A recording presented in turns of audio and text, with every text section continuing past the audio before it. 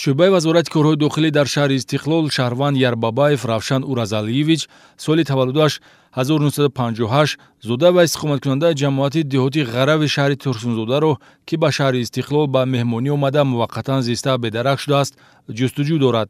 Номбурда санаи 19 декабри соли 2020 аз ҳудуди шаҳри Истиқлол ба самти номаълум рафта бедарак аст. Милитсияи ноҳияи Бобоҷон Ғафуров Шаҳрванд Сайфиддинов Ғайрат Пуллоҷонович соли таваллудаш 1981 сокини ҷамоати деҳотии Ёваи ноҳияро ҷустуҷӯ дорад. Номбурда санаи 5 январ аз хона баромада ба самти номаълум рафта то ҳанӯз бедарак аст. Бедаракшуда гирифтори касалии рӯҳӣ буда дурустии амалу рафтори худро дарк карда наметавонад. Агар оиди макони буду боши бедаракшудагон маълумот дошта бошед, метавонед ба телефони боварии раёсати вазорати корҳои дохилӣ дар вилояти Суғд 62222 занг занед ё ба мақомоти милитсияи маҳаллии истиқомат хабар диҳед.